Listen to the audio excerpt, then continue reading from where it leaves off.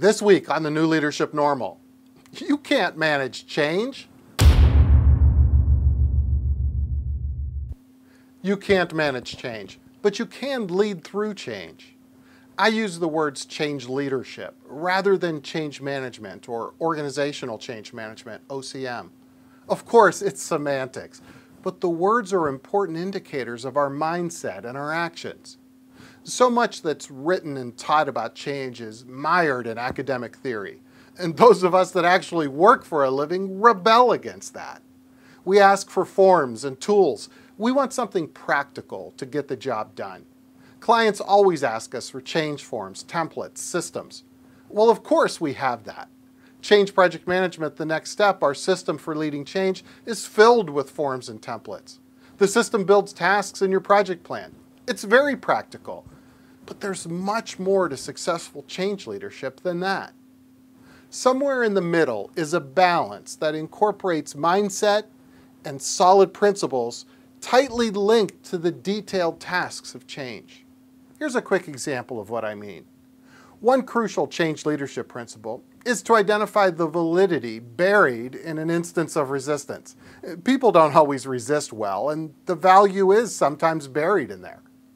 Recently, I saw a change leader answer a tough question from a constituent. The constituent asked a pointed, critical question. The presenter had an answer. The answer worked in a conceptual way and addressed most of the issues raised. Done. Move on, right? The resistor left the interaction dissatisfied.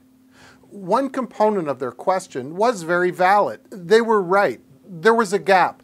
The change approach would not work. The change leader didn't address this issue. If the change leader moves on from this point, after all, she followed the steps, at the very least, an opportunity is missed. The worst case is a failed change effort. In any case, the resistor and all who witness the interaction lose trust in the change leader and the change initiative overall. It's difficult to recover from this kind of loss of trust. Applying the principle of looking for the validity, at least in follow-up, we were able to acknowledge the identified shortcoming and design specific communication, testing, and training around that issue. This turned around the resistor, who quickly became a supporter because we valued his input and also solved a valid problem.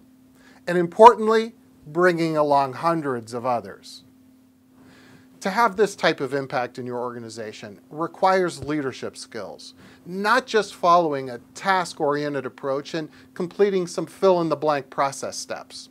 Change leadership. A question for you. How do you integrate change leadership into your efforts versus bolting on change-related tasks as an afterthought? Think about that question and please share your insights. Thanks so much for being here. If you missed us last week, click the video to your right. Join us for more next week on the New Leadership Normal. Will I see you on Saturday morning? Each Saturday, our email conversation focuses on you as a leader. Click the link on the top right of your screen or visit jimcanterucci.com. It's free. See you soon.